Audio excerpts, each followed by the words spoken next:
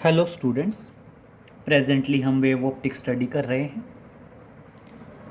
Previous lecture में हमने Brewster law, polarization by reflection and polarization by scattering पढ़ा था और आज हम कंक्लूड करेंगे इसको। तो सबसे पहले एक पॉइंट है पोलरॉइड्स, उसके बारे में पढ़ेंगे और उसके बाद बेटा कुछ न्यूमेरिकल्स कैरीड आउट करेंगे। तो देखिए, समझिए। सबसे पहले है what do you mean by the polaroids. बेटा पोलरॉइड्स क्या होते हैं? What do you mean by the polaroids. अब समझिए बेटा, पोलरॉइड्स क्या है? जस्ट एक सब्सटेंस है जिसमें से पास होने के बाद आपकी अनपोलराइज्ड लाइट पोलराइज्ड लाइट में बदल जाती है। उन सब्सटेंस को बोलते हैं पोलरॉइड्स। और बेटा आपके जो टोरमेलिन क्रिस्टल हम यूज कर रहे थे, वो टोरमेलिन क्रिस्टल अपने आप में क्या है? पोलरॉइड्स हैं। क्लियर? तो पोलरॉइड्स क्या हैं? These are the materials after passing through which these are the materials these are the materials after passing through which these are the materials after passing through which after passing through which the unpolarized light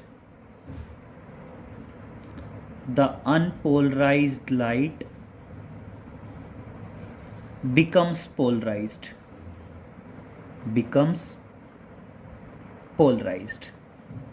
clear? Polaroids वो substance हैं जिनमें से पास होने के बाद unpolarised light क्या हो जाती है बेटा? पोलराइज्ड हो जाती है। और ध्यान रखोगे बेटा, पोलरॉइड्स नेचुरल भी होते हैं, आर्टिफिशियल भी होते हैं। और आपका जो टोरमेलिन क्रिस्टल है, आपका जो टोरमेलिन क्रिस्टल है बेटा, वो टोरमेलिन क्रिस्टल अपने आप में नेचुरल पोलरॉइड्स है। वो अपने आप में क्या है? नेचुरल पोलरॉइड्स है। आर्टिफिशियल क्या होते हैं बेटा? कुछ सब्सटेंस होते हैं पिन शेप टाइप, उनको एक दूसरे के साथ पैरेलल अरेंज करो और क्या कर दो बेटा, उनमें से अगर हम कोई लाइट पास करेंगे तो वो क्या बन जाती है अपने आप में? मान लीजिए आपने एक दूसरे के पैरेलल में अरेंज किए पिन शेप टाइप मॉलिक्यूल और उनको किसी ट्रांसपेरेंट सीट से कवर कर दिया, तो बेटा वो अपने आप में क्या हो गए बेटा? आर्टिफिशियल पोलरॉइड्स की तरह काम करेंगे। अब बात करते हैं uses of plane polarised light. बात करेंगे that is uses of plane polarised light. ठीक है, हम प्लेन पोलराइज्ड लाइट के यूजेस पढ़ेंगे। तो देखिए, प्लेन पोलराइज्ड लाइट क्या है? यूजेस ऑफ पोलरॉइड्स कह सकते हैं। Uses of polaroids. तो देखिए बेटा, यूजेस ऑफ पोलरॉइड्स में क्या आएगा समझिए। आपके यूजेस ऑफ पोलरॉइड्स हैं, सबसे पहले बात करते हैं बेटा, बहुत सारे यूज हैं। सबसे पहला यूज है बेटा, जो गाड़ियों की विंडशील्ड होती है, जो गाड़ियों के फ्रंट ग्लास होते हैं, उनके अंदर बेटा पोलरॉइड्स मिक्स किए जाते हैं to avoid the dazzling of light. Dazzling of light क्या होता है बेटा? नाइट ड्राइविंग के टाइम पे जब सामने से कोई व्हीकल आता है बेटा, तो पूरी लाइट ऐसे फैल जाती है और हमें रोड क्लियर नहीं दिखता। इस प्रोसेस को बोलते हैं डेजलिंग ऑफ लाइट। तो बेटा डेजलिंग ऑफ लाइट को कम करने के लिए, डेजलिंग ऑफ लाइट को अवॉइड करने के लिए, गाड़ियों की जो विंडशील्ड होती है उनके अंदर क्या किया जाता है बेटा? पोलरॉइड्स मिक्स किए जाते हैं। क्लियर? तो आप क्या बताओगे? Polaroids are used in the windshield of the vehicles to avoid the dazzling of light.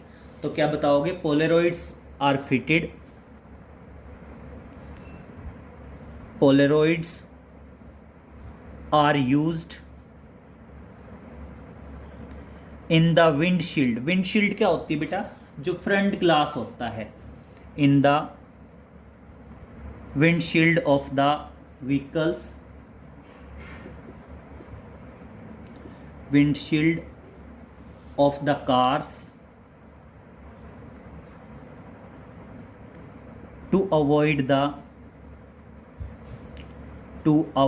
the dazzling of light, to avoid the dazzling of light. Clear बेटा? डेजलिंग ऑफ लाइट को avoid करने के लिए जो गाड़ियों की विंडशील्ड होती है उनके अंदर क्या किए जाते हैं बेटा? पोलेरॉइड्स मिक्स किए जाते हैं। नेक्स्ट आता है बेटा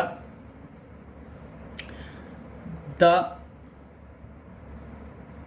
polaroids are used in microscopes, polaroids are used in objective lens, used in objective lens of microscopes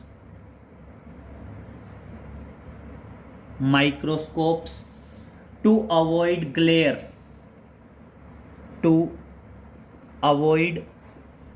glare क्या होता है बेटा? जो चमक है, अनवांटेड चमक को कम करने के लिए किसी ऑब्जेक्ट को ऑब्जर्व कर रहे हैं तो अगर हमें ऑब्जेक्ट क्लियर नहीं दिख रहा ग्लेयर ऑफ लाइट की वजह से, तो पोलेरॉइड्स यूज किए जाते हैं। क्लियर? इसके अलावा आप ध्यान रखना, polaroids are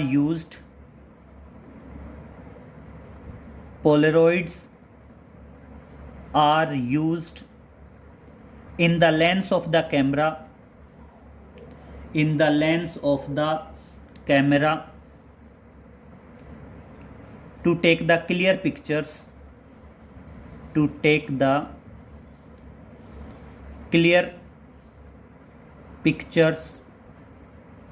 of the cloud। Clear?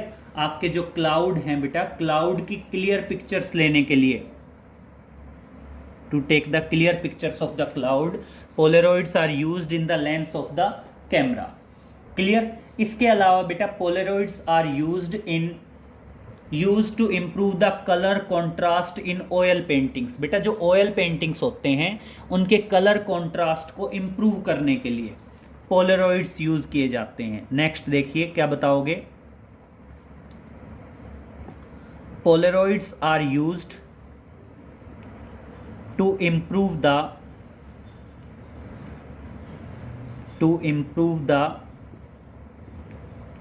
color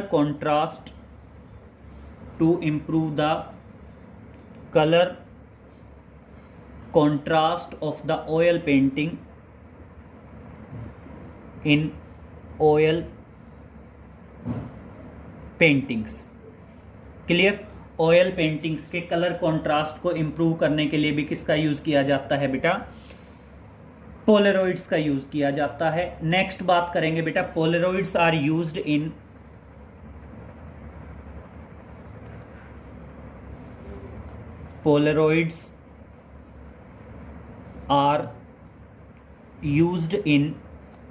digital calculator,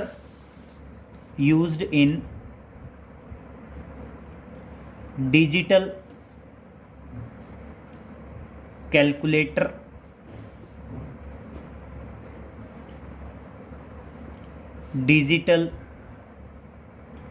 watches etcetera.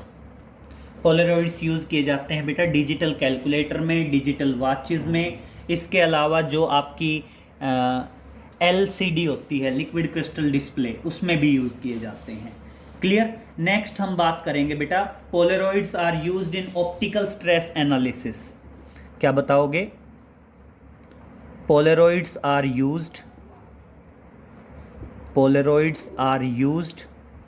In optical stress analysis.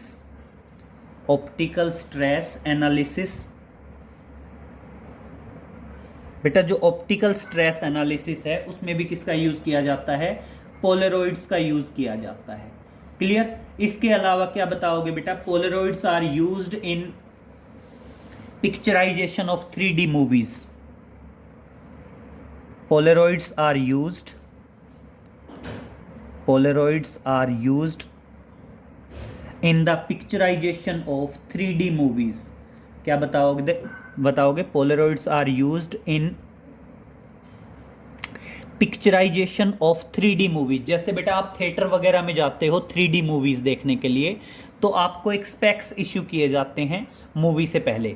वो स्पेक्स बेसिकली क्या होते हैं बेटा? पोलरॉइड्स होते हैं। तो क्या बताओगे? Polaroids are used in 3 dimensional motion pictures, in 3 dimensional motion pictures, that is 3D movies. Clear?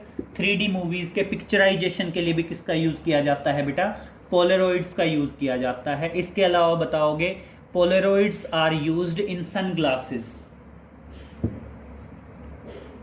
क्या बताओगे? Polaroids are used in sunglasses. बेटा जो धूप के स्पेक्स होते हैं, सन ग्लासेस होते हैं, उनके अंदर भी क्या यूज़ किए जाते हैं? आपके पोलरॉइड्स यूज़ किए जाते हैं। क्लियर? तो इस तरह से बेटा काफ़ी सारी यूजेस हैं पोलरॉइड्स के, आपको आने चाहिए। This is the polaroids and uses of polaroids. Clear? Next देखिए, कुछ न्यूमेरिकल्स करवा रहे हैं, नोट में डालेंगे। आपको पता होना चाहिए, आपने ये पढ़ा है कि tangent i p is equal to mu, और इसके अलावा आपने ये भी पढ़ा है कि mu is equal to 1/sin c, और इसलिए क्या आ जाएगा? आपको पता होना चाहिए tangent i p is equal to mu is equal to 1/sin c। बेटा c यहाँ पे क्रिटिकल एंगल है, और आई पी क्या है बेटा? एंगल ऑफ पोलराइजेशन है। आई पी क्या है आपका? एंगल ऑफ पोलराइजेशन है। तो इसी से रिलेटेड एक क्वेश्चन देखिए। मान लीजिए एक क्वेश्चन है, फॉर ए गिवन मीडियम, एक क्वेश्चन देखिए, for a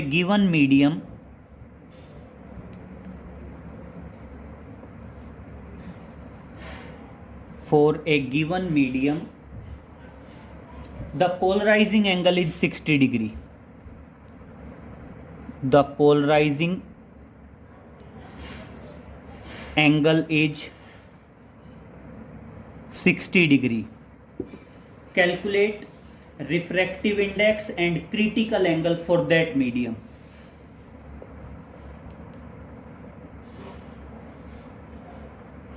What will be the critical angle and refractive index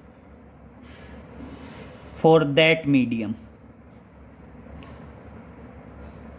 उस मीडियम के लिए रिफ्रैक्टिव इंडेक्स और क्रिटिकल एंगल क्या होगा? तो देखिए बेटा, सॉल्यूशन में सिंपल बताएंगे आप। सिंपल कहेंगे mu is equal to tangent i p होगा, और देखिए क्या आ जाएगा? आई पी की वैल्यू दी है 60 डिग्री, और बेटा टेंजेंट 60 क्या होता है बेटा? टेंजेंट 60 आएगा √3 के बराबर। तो इस तरह से रिफ्रैक्टिव इंडेक्स आ जाएगा √3। मीडियम का रिफ्रैक्टिव इंडेक्स क्या आ जाएगा? √3 आ जाएगा। और दूसरा बात करेंगे क्रिटिकल एंगल। तो क्रिटिकल एंगल में आप सीधा सीधा लिखोगे कि जो साइन सी आएगा, देखो यहीं से लिख सकते हैं tangent i p is equal to 1/sin c। तो या फिर ये आ गया तो यहीं से निकाल दो कि sine C is equal to 1/μ। 1/μ का मतलब क्या है? That is 1/√3। कितना आ गया? 1/√3 आ गया।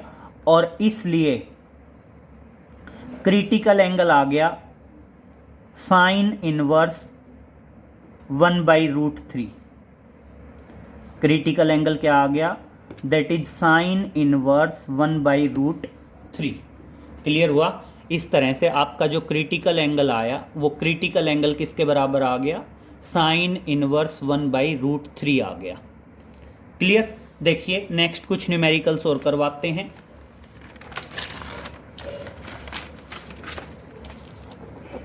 बेटा बात करते हैं लॉ ऑफ मेल्स से रिलेटेड न्यूमेरिकल्स की।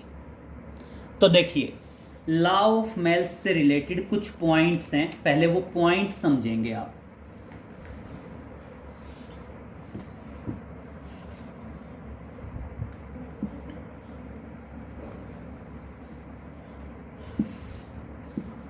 देखिए पहले क्वेश्चन करवाता हूं।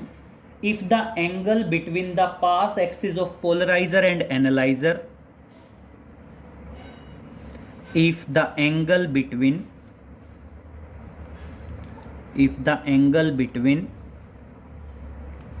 pass axis of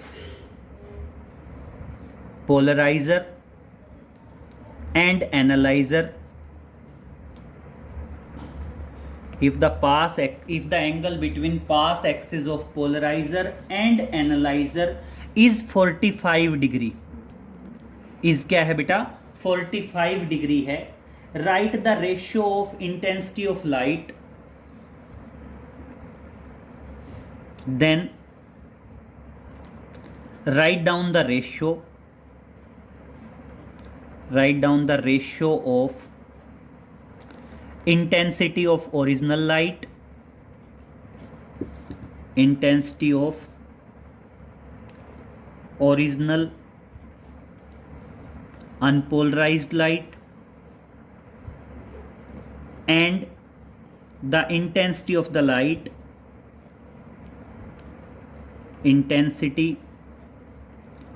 light after passing through the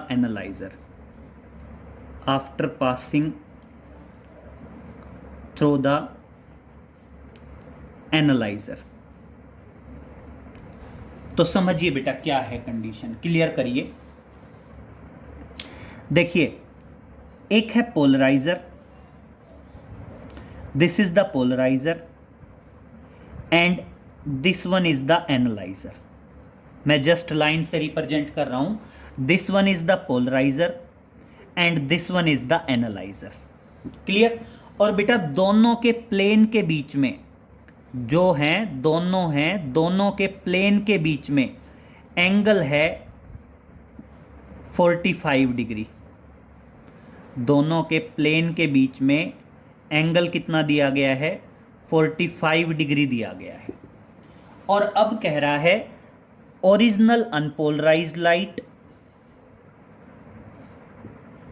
मान लीजिए I1, और जो फाइनल लाइट पास हुई after passing through the analyser, इन दोनों इंटेंसिटीज का रेशियो बताना है, I1 और I3 दोनों के बीच का क्या बताना है? रेशियो। अब सबसे बात पहले सुनो बेटा, इसमें से जो लाइट पास होगी, पोलराइजर से जो लाइट पास होगी, उसके बाद कुछ इंटेंसिटी मिलेगी। उस इंटेंसिटी को मान लो हम कह देंगे I2, और फिर आगे पास होगी एनालाइजर में से, उस लाइट की इंटेंसिटी को कह देंगे I3। तो ये तो क्या है? एक इंटेंसिटी है I1, एक इंटेंसिटी है I2 और एक इंटेंसिटी है I3। I1 क्या है? Intensity of the light which is incident on the polarizer, and I3 is the intensity of the light after passing through the analyzer. और हमने दोनों का रेशियो निकालना है, I1 का और I3 का। अब बेटा मेरी बात बहुत ध्यान से सुन लो। मान लीजिए जो लाइट इंसिडेंट हुई है वो है I1। अब बेटा पोलराइजर में से जो लाइट पास होगी वो सोचने की ही जरूरत नहीं है, जस्ट हाफ हो जाएगी। मैंने पहले भी बताया था कि अगर अनपोलराइज्ड लाइट इंसिडेंट होगी पोलराइजर पर, तो पास होने के बाद जो लाइट मिलेगी उसकी इंटेंसिटी जस्ट हाफ होगी। तो देखिए अगर I1 इंटेंसिटी की लाइट इंसिडेंट हुई है तो जो I2 इंटेंसिटी होगी वो जस्ट हाफ होगी I1 की। क्लियर। और उसके बाद चाहे जितने भी पोलराइजर यूज किए गए हों वो सब एनालाइजर की तरह काम करेंगे, और वहां पे यूज होगा law of Malus. Law of Malus कैसे यूज होगा? लॉ ऑफ मेल्स हमने पढ़ा था, I is equal to I naught. आपको पता होना चाहिए, आपने लॉ ऑफ मेल्स पढ़ा था। लॉ ऑफ मेल्स क्या था? I is equal to I naught cos square theta. This is the law of Malus जो हमने पढ़ा था। तो बेटा सिर्फ क्या करना है, जो फर्स्ट टोरमेलिन क्रिस्टल होगा उस पे इंटेंसिटी हाफ करनी है, और उसके बाद हर एक पे आपने क्या लगाते जाना है, लॉ ऑफ मेल्स लगाते जाना है। तो देखना अब I3 पे क्या लगेगा, I3 पे I2 के अकॉर्डिंग लॉ ऑफ मेल्स लगेगा। I3 is equal to I2 cos square, और इन दोनों के बीच का एंगल, इन दोनों के बीच का एंगल क्या है, 45 डिग्री। तो देखना अब क्या आ जाएगा, I3 is equal to I2 की वैल्यू रख रहा हूं I1/2, cos 45 की वैल्यू क्या आएगी, cos 45 की वैल्यू आएगी 1/√2 उसका स्क्वायर, और इस तरह से क्या आ गया, I3 is equal to I1/4। ठीक है, देयरफॉर हमने रेशियो निकालना था इंसिडेंट होने वाली लाइट और जो ट्रांसमिट हुई उन दोनों का। तो देखना क्या आएगा, I1 अपॉन I3 की वैल्यू क्या आएगी, I1 डिवाइडेड बाई 4, और 4 पलट के ऊपर चला जाएगा और रेशियो आ जाएगा 4:1। तो इस तरह से रेशियो क्या रहेगा, 4:1 रेशियो रहेगा। This is the answer. ये आपका क्या रहेगा बेटा, आंसर रहेगा। क्लियर। हमेशा ध्यान रखना, ये मान लो पोलराइजर था और ये मान लो एनालाइजर था। ठीक है, दोनों के बीच का एंगल दे रखा था 45। पोलराइजर पे इंसिडेंट होने वाली लाइट और एनालाइजर से पास होने वाली लाइट, दोनों की इंटेंसिटी पूछी थी। आप हमेशा ध्यान रखेंगे, पहले टोरमेलिन क्रिस्टल या पहले पोलराइजर है, पोलराइजर में से पास होने के बाद इंटेंसिटी हाफ होगी, और उसके बाद चाहे जितने भी एनालाइजर लगे हों सब पे क्या लगाते चले जाओगे, लॉ ऑफ मेल्स लगाते चले जाओगे। क्लियर। इसी से रिलेटेड एक क्वेश्चन सुनिए, आपको अच्छे से समझ में आ जाएगा। इसी से रिलेटेड एक क्वेश्चन देखिए। क्वेश्चन क्या है, पहले मैं पूरा क्वेश्चन बोलता हूं। 2 polaroids A and B are kept in cross position with each other. देखना क्या बता रखा है,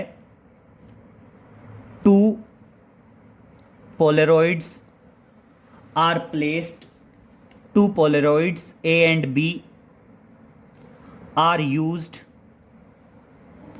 इन cross position with each other.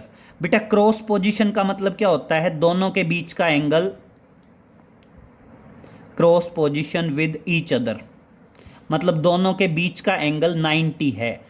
भाई दो पोलरॉइड्स हैं ए और बी, ये पोलरॉइड मान लो ए और ये पोलरॉइड मान लो B, both are in cross position with each other. बेटा क्रॉस पोजीशन का मतलब क्या है, क्रॉस पोजीशन का मतलब है दोनों के बीच का एंगल है 90 डिग्री। क्रॉस पोजीशन का मतलब क्या है, दोनों के बीच का एंगल है 90 डिग्री। अब कहता है how should a third polaroid C be placed, how should a third polaroid, how should a third polaroid C is placed between them। बेटा उनके बीच में एक तीसरा पोलरॉइड रखा गया है C। अब वो कह रहा है इसको कैसे रखें, so that the intensity of polarized light transmitted by the polaroid B, आगे क्या कहता है, so that the intensity of the light, so that the intensity of the light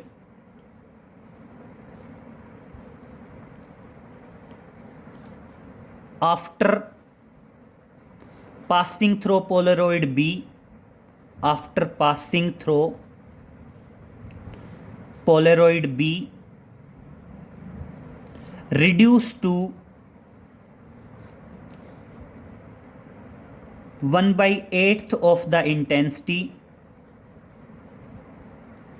of the light, 1/8 of the intensity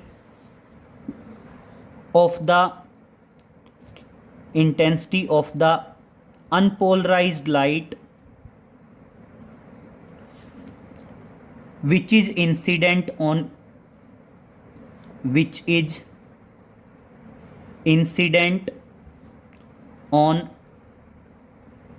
Polaroid A. अब देखो वो क्या कहता है, पहले क्वेश्चन समझ लीजिए। वो कहता है दो पोलरॉइड हैं ए और बी, बेटा दोनों एक दूसरे के क्रॉस पोजीशन में रखे गए हैं। वो कहता है बीच में एक तीसरा पोलरॉइड सी है, उसको कैसे रखें ताकि बी में से पास होने वाली लाइट की इंटेंसिटी 1/8 हो जाए। किसकी 1/8 हो जाए? Intensity of the light which is incident on the Polaroid first. Polaroid first पे जो लाइट इंसिडेंट होगी उस लाइट की इंटेंसिटी की 1/8 हो जाए, 1/8 ऑफ द I1 हो जाए। क्वेश्चन आया क्लियर कि भाई पास होने के बाद जो इंटेंसिटी है वो इंटेंसिटी क्या हो जाए? 1/8 of the intensity of the light which is incident at A. तो देखो कैसे रखें, मतलब एंगल फाइंड आउट करना है। तो देखिए ऐसा कर लेते हैं बेटा, इन दोनों के बीच का एंगल मान लेते हैं थीटा। तो बेटा इन दोनों के बीच का एंगल ऑटोमेटिक कितना बचा? 90 माइनस थीटा बचा। अगर मैं ए और सी के बीच का एंगल थीटा मान लूं तो सी और बी के बीच का एंगल ऑटोमेटिक कितना बचा? 90 माइनस थीटा बचा, क्योंकि दोनों के बीच का एंगल क्या था? 90 था। तो अब समझिए ये इंटेंसिटी I1 है, यहां इंटेंसिटी मान लो I2, ये इंटेंसिटी I1, यहां इंटेंसिटी मान लो I2, यहां इंटेंसिटी मान लो I3 और यहां इंटेंसिटी मान लो I4। ठीक है, और अब किसकी वैल्यू दे रहा है? वो I4 की वैल्यू दे रहा है। तो अब कुछ नहीं करना है। देखो ये इंटेंसिटी I1 है, मैंने आपको पहले बताया था I2 क्या होगी? अनपोलराइज्ड लाइट थी भाई, ये अपने आप में उसने बोला है अनपोलराइज्ड लाइट, अनपोलराइज्ड लाइट बोला है, तो I2 की इंटेंसिटी जस्ट हाफ हो जाएगी I1/2। और उसके बाद मैंने कहा था चाहे जितने भी हों सब पे लॉ ऑफ मेल्स लगाते चले जाएंगे। मतलब I3 के लिए लॉ ऑफ मेल्स लगेगा I2 पे, I4 के लिए लॉ ऑफ मेल्स लगेगा I3 पे। तो देखना I3 क्या आएगा? I3 पे लॉ ऑफ मेल्स लगा दो I2 के लिए, इन दोनों के बीच में, A और C के बीच में। तो क्या आएगा? I3 is equal to I2 cos square theta. और सेम इसी तरह I4 के लिए लॉ ऑफ मेल्स लगा दो I3 पे। तो क्या आएगा? I3 cos square 90 minus theta. बेटा बीच का एंगल क्या है? 90 माइनस थीटा है ना, 90 माइनस थीटा। आया समझ में? इसके लिए कितना लगेगा बेटा? 90 माइनस थीटा पे लग जाएगा। अब देखिए I1 एज इट इज, ठीक है, ये तो आई गया। I2 ऑटोमेटिक आई गया। I2 इज इक्वल टू क्या होगा? I1/2 होगा। बात हुई I3 की। अब देखना बेटा I3 के लिए मैं I2 की वैल्यू रख रहा हूं, किसके बराबर आ गया? I1/2 cos स्क्वायर थीटा आ गया। ये I3 की वैल्यू आई। अब मैं I4 के लिए कर रहा हूं, और अब देखना बेटा I4 के लिए क्या होगा? I4 की वैल्यू दे रखी है, I3 की वैल्यू रखो और I4 की वैल्यू रखो। तो इसके लिए देखना मैं सॉल्यूशन इधर कर रहा हूं, इसके लिए मैं प्रोसेस कर रहा हूं इधर, I4 की वैल्यू रख रहा हूं, इसको इधर कैरिड आउट करो। I4 की जगह क्या रखोगे? I4 की जगह आएगा 1/8 ऑफ I1। I4 की वैल्यू दी है 1/8 of I1, that is equal to I3 की वैल्यू रखो। I3 की वैल्यू क्या आएगी? I1/2 cos स्क्वायर थीटा, और साथ में क्या है? cos square 90 minus theta. और अब देखो बेटा दोनों तरफ I1 से I1 कैंसिल, क्या बच गया, 1/8 is equal to 1/2 cos square theta, और कोस स्क्वायर 90 माइनस थीटा क्या आएगा, साइन स्क्वायर थीटा आ जाएगा। भाई कोस स्क्वायर 90 माइनस थीटा क्या आ जाएगा, साइन स्क्वायर थीटा आ जाएगा। बेटा दोनों तरफ क्या कर दीजिए, 8 से मल्टीप्लाई कर दीजिए, इधर भी 8 से मल्टीप्लाई कर दो, इधर भी 8 से मल्टीप्लाई कर दो, तो क्या आ जाएगा, 1 is equal to 4 cos square theta into sine square theta. और देखना ये अपने आप में क्या आ जाएगा, 1 is equal to sine 2 theta का होल स्क्वायर। क्या आ जाएगा, साइन 2 थीटा का होल स्क्वायर आ जाएगा। और उसके बाद सुनिए, दोनों तरफ स्क्वायर रूट कर दो तो क्या आ जाएगा, 1 is equal to sine 2 theta, और इसलिए थीटा इज इक्वल टू क्या आएगा, 45 डिग्री आएगा। मतलब जो ओरिएंटेशन है वो ओरिएंटेशन कितना होना चाहिए, जो थर्ड पोलरोइड है वो C45 डिग्री के एंगल से प्लेस्ड होना चाहिए। वो कितने एंगल से प्लेस्ड होना चाहिए, 45 डिग्री के एंगल से प्लेस्ड होना चाहिए, to get the intensity of light which is reduced 1/8 of the original intensity. Clear. तो इतना कर लेंगे बेटा, बाकी आगे नेक्स्ट लेक्चर में मिलते हैं। Okay, thank you.